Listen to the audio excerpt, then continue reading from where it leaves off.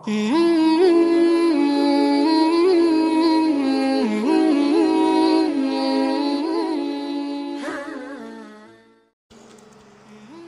رضی اللہ تعالی عنہ بن عجزہ کہتے ہیں کہ ایک مرتبہ نبی کریم صلی اللہ علیہ وسلم نے ارشاد فرمایا کہ منبر کے قریب ہو جاؤ۔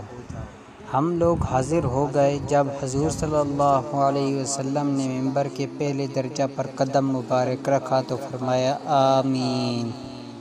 جب دوسرے پر قدم رکھا تو پھر فرمایا آمین۔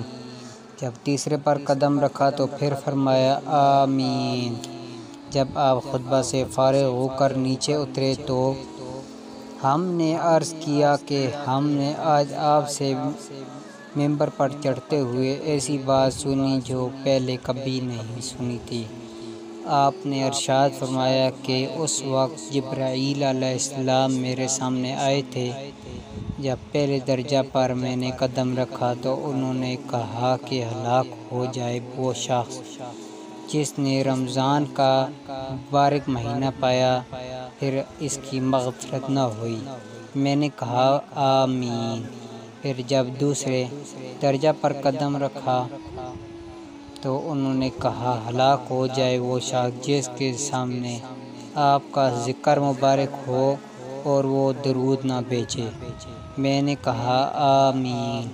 جب میں نے تیسرے درجہ پر چڑھا تو انہوں نے کہا ہلاک ہو وہ شخص جس کے سامنے اس کے والدین یا ان میں سے کوئی ایک بڑھاپے کو پاویں اور وہ اس کو جنت میں داخل نہ کرا سکے۔ میں نے کہا آمین۔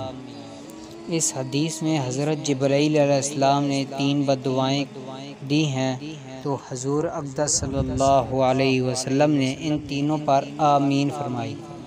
اول تو حضرت جبرائیل علیہ السلام جیسے مقرب فرشتے کی بددعا کیا تھی، اور پھر حضور اقدس صلی اللہ علیہ وسلم کی آمین نے تو جتنی سخت بددعا بنا دی۔ وہ ظاہر ہے اللہ ہی اپنے فضل سے ہم لوگوں کو ان تینوں چیزوں سے بچنے کی توفیق عطا فرمائے اور ان برائیوں سے محفوظ رکھے، ورنہ ہلاک یا تردد ہے۔